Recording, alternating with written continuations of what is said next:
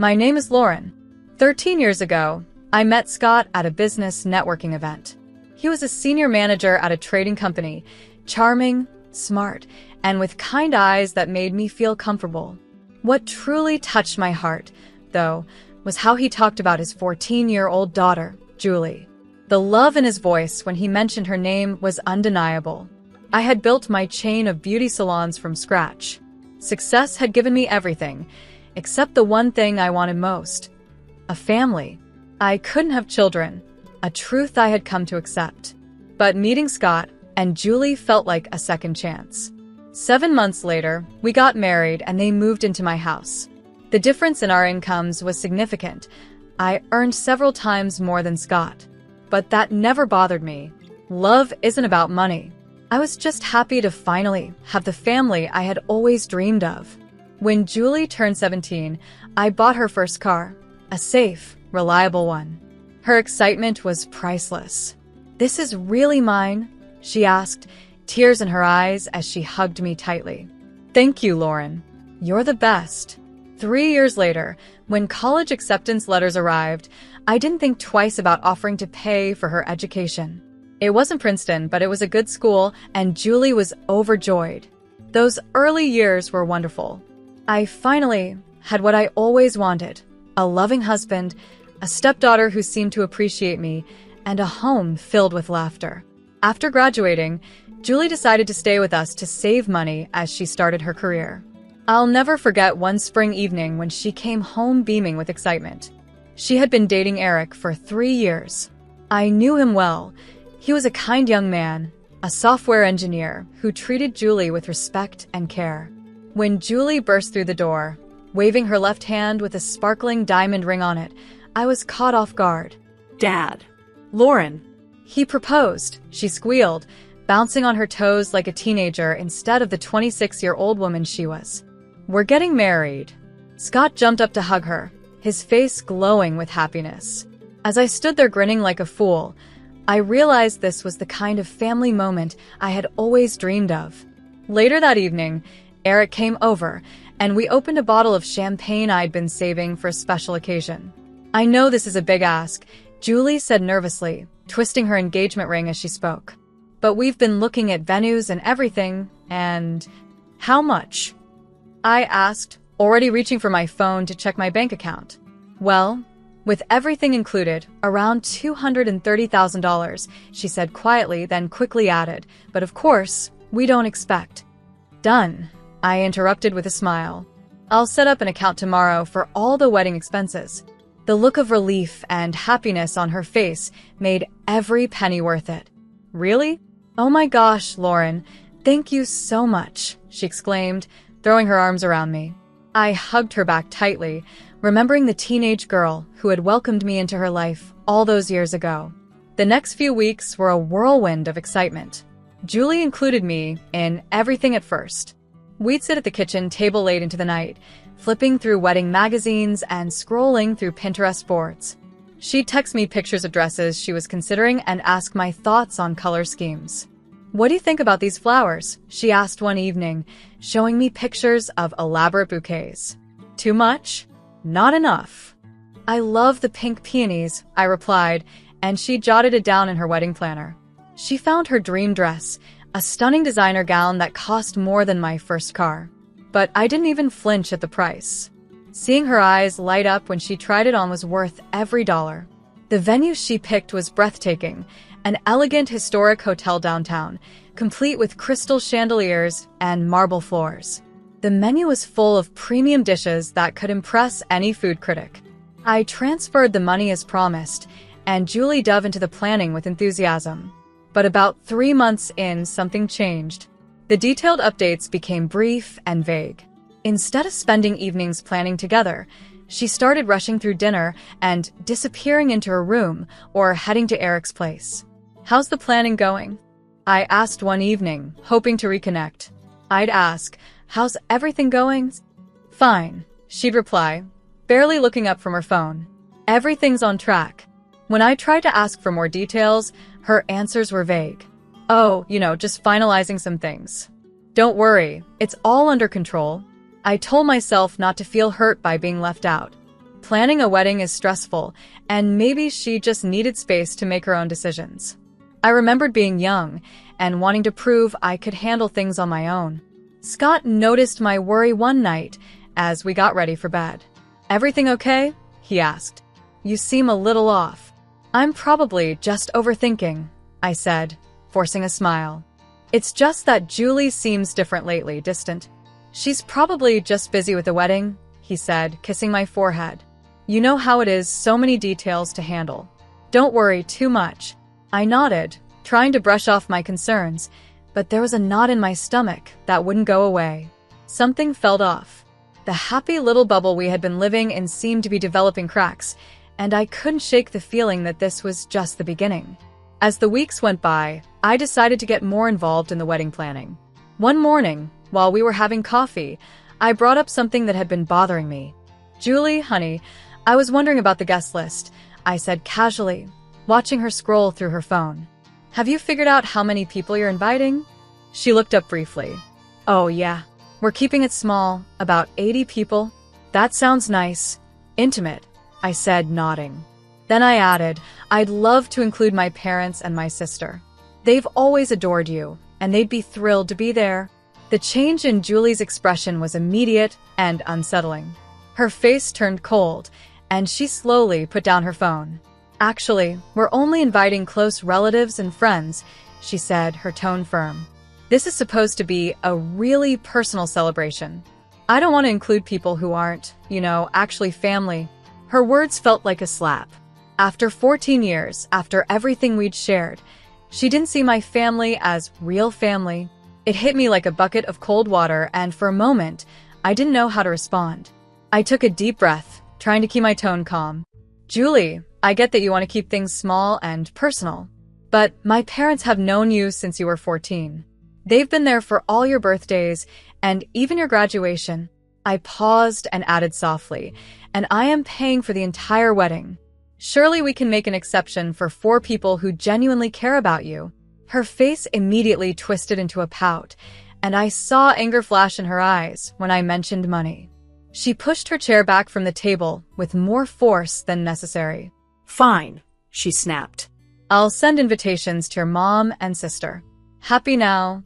Before I could say anything, she grabbed her phone and stormed out of the kitchen. A few moments later, I heard the front door slam. That evening, Scott walked into our bedroom with a familiar look on his face, the one that warned me I wouldn't like what he was about to say. "We need to talk about what happened with Julie today," he started, sitting on the edge of the bed. "Okay," I said, putting my book down. "What about it?" "She called me earlier, crying. She said you were really rude to her about the guest list. She's staying at Eric's tonight because she's so upset." I stared at him in disbelief. "Rude?" "Scott, she told me my family isn't welcome at her wedding. A wedding that I'm paying for. And I stayed calm the entire time when I talked to her about it." "I know," he said gently, "but maybe you could have been a little more careful with how you said it. She's under a lot of stress with all the wedding planning." I explained exactly what had happened, word for word, and I could see him processing it. He ran a hand through his hair, something he always did when he was troubled. "Okay," he finally said. "I get it now. I'll talk to her about it tomorrow." The next 3 weeks passed uneasily. Julie came back home and acted like nothing had happened. She chatted about wedding details during breakfast and even asked my opinion on centerpieces again. But something didn't feel right, like the quiet before a storm. And then the bombshell dropped at dinner. "So," Julie said, pushing her pasta around her plate, "Mom found out about the wedding. She's back in town." I nearly choked on my wine, and Scott's fork clattered against his plate. In 14 years, Julie's mother, Kelly, had barely been a topic in our home. All I knew was the basics. Kelly had struggled with drinking, which led to her divorce from Scott. After that, she moved to California and essentially abandoned Julie. No birthday cards, no Christmas calls, nothing. "She really wants to be involved in the wedding planning," Julie said, her voice full of excitement I couldn't understand. "Actually, I invited her over for dinner this weekend." I gripped my wine glass tightly. This was my house, the house I'd bought with my own money, the house where I had worked hard to build a home for all of us. The right thing would have been for Julie to ask me first before inviting someone over, especially someone with Kelly's past. But after the guest list argument, I decided to hold my tongue. One more confrontation wasn't worth it. Scott didn't say a word. He suddenly looked very interested in his pasta. That weekend, I spent hours preparing dinner. A perfectly roasted rack of lamb, vegetables, and homemade bread. I wanted everything to be flawless, though I couldn't explain why I felt the need to impress a woman who had abandoned her own child. Kelly showed up exactly 50 minutes late. She was tall and blonde like Julie, but where Julie was soft and warm, Kelly seemed sharp and cold.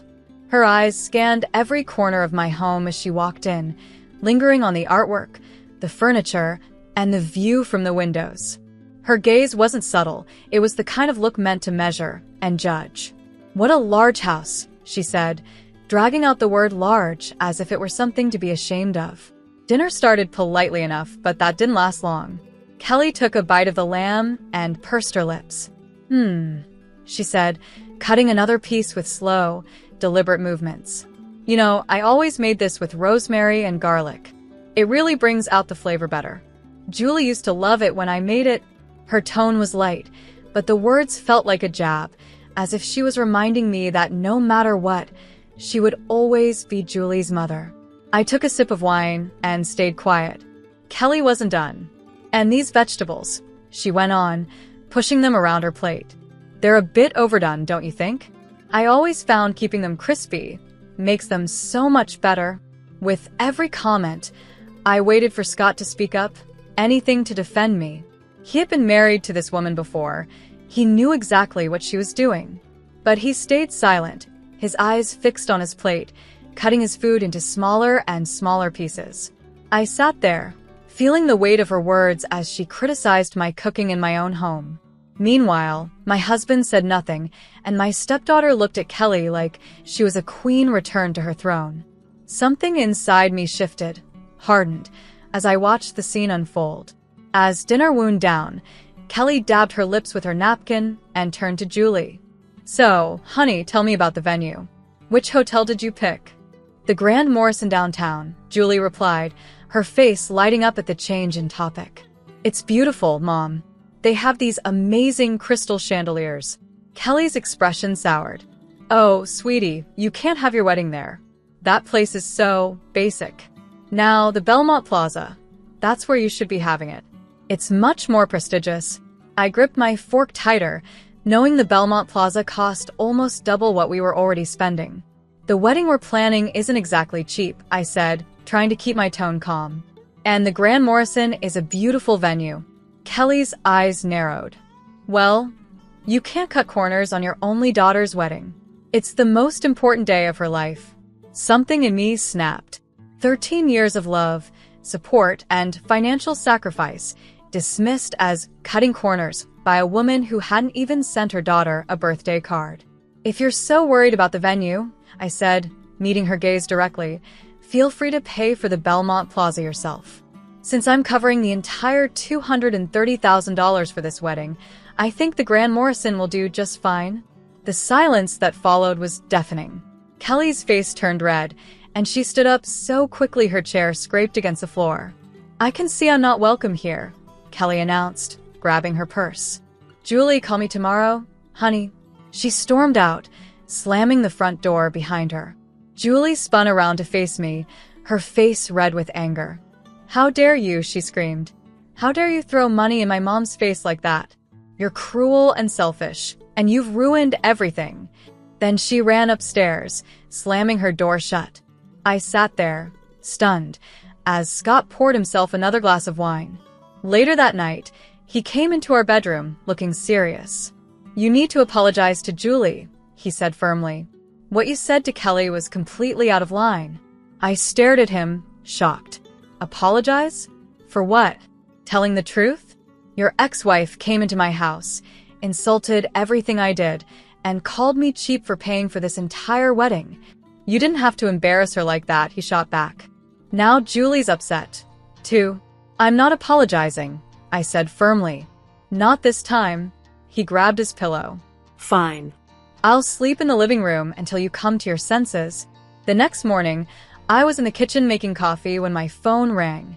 It was my mom. "Laura, honey," she said, her voice full of concern. "I wanted to ask you about Julie's wedding. What's the date and the venue? Your dad and I haven't received an invitation yet, and neither has Olivia. I thought maybe they got lost in the mail." I hung up the phone and sat at the kitchen counter, staring into space. My coffee grew cold beside me as the morning sun moved across the floor. With each passing minute, my anger grew stronger. Around 12, I heard Julie's key in the lock. She had been out since breakfast, probably with Kelly. "Julie," I called out, keeping my voice steady even though I was boiling inside. "We need to talk." She walked into the kitchen, still wearing the same clothes from the day before. "What is it?" she asked, not quite looking me in the eye. "I just got a call from my mom," I said, watching Julie's face closely. She was asking about the wedding invitations, the ones that never arrived. Julie's expression hardened, and a look I'd never seen before crossed her face. She lifted her chin defiantly.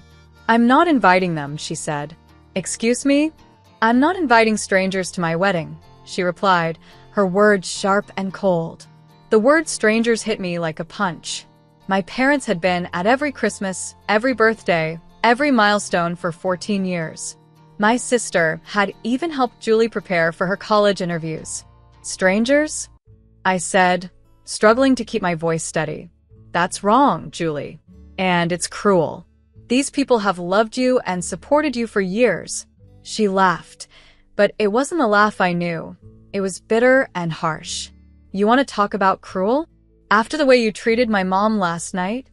Her eyes burned with anger. "Actually, you know what? I don't want you at my wedding either." Time seemed to freeze. The kitchen fell silent except for the soft hum of the refrigerator. 13 years of love, support, and sacrifice, all reduced to this moment. "Let me get this straight," I said slowly. "You don't want me, the person paying for your entire wedding, to attend?" "That's right," she said, lifting her chin even higher. An odd sense of calm washed over me. All the hurt and anger of the past few weeks solidified into a kind of clarity. I smiled, and the unexpected reaction seemed to unnerve her slightly. "That's fine," I said lightly. "I won't come to your wedding." Without another word, I walked upstairs to my home office. My hands were steady as I logged into my banking app and removed Julie's access to the wedding account. It took less than a minute, just a few clicks, to undo what had taken 14 years to build. Then I picked up the phone and called Brian, the wedding planner. He answered on the second ring. "Brian, this is Lauren Harrison. I need you to cancel all the wedding arrangements." "Excuse me?" Brian sounded confused. "Is everything okay?" "No, it's not," I said honestly, "but it will be. Please cancel everything and refund the money to my account." My next call was to the Grand Morrison. The events manager was polite but firm. They couldn't refund the deposit for the food and drinks that had already been ordered. A few $1,000s were lost, but at that moment, it felt worth it. That evening, the house was quiet. Scott was still sleeping on the couch in the living room. As I got ready for bed, I could hear him shifting restlessly. Lying alone in the dark, I realized something surprising. I didn't feel sad anymore. I felt free. The next morning, I dressed carefully. I put on my favorite blue silk blouse and pearl earrings, like armor for what I knew was coming. When I finally went downstairs for breakfast, the tension hit me immediately. Julie and Scott were already at the kitchen table, clearly waiting for me. As soon as I walked in, Julie shot to her feet, her face red with fury. "What did you do?" she screamed. "How dare you cancel my wedding? How dare you block my access to the account? That money was for my wedding." I poured myself a cup of coffee, keeping my movements calm and steady. "I'm not going to pay for a wedding I'm not invited to," I said simply, taking a sip. "You can't do this," she shouted, her voice rising as tears started to stream down her face. "You've ruined everything. The venue, the flowers, the dress, it's all gone." I set my coffee cup down carefully. "Actually, I can do this." And I did. "Why don't you ask the people you do want at your wedding to pay for it?" Her face crumpled, and she let out a heartbreaking sob before running from the kitchen. Her footsteps pounded up the stairs, followed by the slam of her bedroom door. Scott stood up slowly, his face dark with anger. "Fix this," he growled. "Right now. Call everyone back, reopen the account, and put everything back in place. Or I'll file for divorce." His words hung in the air like a threat, and in that moment, 14 years of marriage seemed to shrink into nothing. I looked at the man I once loved, really looked at him, and wondered how I had missed this side of him all these years. "Okay," I said calmly. "File for divorce. I'm not against it." The color drained from his face. He clearly hadn't expected that response. "Lauren, you can't be serious," he said, his voice shaky. "I am," I replied firmly. "And since this is my house, I'd like you and Julie to leave by tomorrow." His anger seemed to deflate like a balloon. "Look," he said, his tone softer now, almost pleading. "I overreacted. We need to talk about this, think it through." "I've already thought it through," I said, cutting him off. "I'm done living with people who don't appreciate or respect me. I'm done trying to buy love." The rest of the day passed in a haze of slammed doors and muffled arguments upstairs. At exactly 8 p.m., Scott and Julie stood in the foyer with their suitcases. Julie's eyes were red and swollen from crying. "I never thought you could be so cruel," she said, her voice trembling with anger. I felt a laugh bubble up inside me, a laugh of pure disbelief. "Cruel?" I asked, shaking my head. "I paid for your clothes, your car, your education. I gave you a home. I loved you like my own daughter and was ready to spend $230,000 on your wedding. And you're calling me cruel because I won't let you treat me like dirt." Neither of them had a response. The door closed behind them with a soft click, so much quieter than the angry slams of the past few days. I stood in my foyer, my house, and listened to the silence. It felt different, lighter, somehow, as if a weight I hadn't realized I was carrying had finally been lifted. In the days that followed, I busied myself by reorganizing the house, reclaiming rooms that had slowly become filled with Julie's things over the years. It felt healing, like cleaning out an old wound. Then, one evening as I sipped a glass of wine on the patio, a message popped up on my social media. It was from Eric's mother. "I hope you realize what you've done," it read. "This wedding could fail entirely because of your actions. How can you be so heartless?" I took my time responding, carefully choosing my words. "I'm not heartless," I wrote back. "I'm just done being disrespected. I won't pay for a wedding I'm not even invited to. If you're so worried about the wedding, feel free to pay for it yourself." She read the message, but didn't reply. I imagined her sitting there, probably as shocked as Scott had been, unable to believe I wouldn't back down. It's funny how people react when you finally stand up for yourself. They look at you like you've broken some unspoken rule. The next day, I called my lawyer. She had helped draft my prenup 14 years ago, and now she helped me end the marriage it had protected. The divorce papers were ready in a week. When I called Scott to tell him, he tried his usual tactics. "Laura, please," he said, his voice soft and pleading, the voice that used to make my heart melt. "We can start over. We can fix this." I hung up. The next morning, he came to pick up the papers. He looked older somehow, worn out. The confident man who had threatened me with divorce just days before now seemed lost. "Julie's been crying nonstop," he said, standing in my foyer, no longer our foyer. "The wedding's going to be at City Hall now. No reception, no flowers, no fancy dress. Just a simple ceremony." I shrugged, remembering all the tears I had shed over their betrayal. "That's not my problem." "How can you be so cold about this?" he asked, his voice full of disbelief. "It's not cold, Scott," I said evenly. "It's just not my responsibility anymore." He took the papers and left. I watched as he walked to his car, the car I had bought him, and drove away. It felt final. Not sad, just finished. The divorce was finalized 3 months later. The prenup made everything straightforward. He couldn't touch my house, my business, or any of my assets. Sometimes I wondered if he had ever truly read that document, if he understood what it meant when he signed it all those years ago. But it didn't matter anymore. People occasionally ask me if I know how Julie's wedding turned out. Did she wear the dress she picked? Was Kelly there? Was it everything she had dreamed of? I don't know. I blocked them all on social media, changed my phone number, and moved on with my life. What I do know is this: you can't buy love, not real love anyway. You can't buy respect, gratitude, or loyalty. And now I don't have to try. I spent 14 years trying to create a family with my money, but in the end, all it got me was a front row seat to see that family choose someone else over me. But the thing about endings is that they're also new beginnings. My house is quiet now, my business is doing better than ever, and when I sit in my garden with my morning coffee, watching the sunrise over the flowers, I don't feel lonely. I feel free.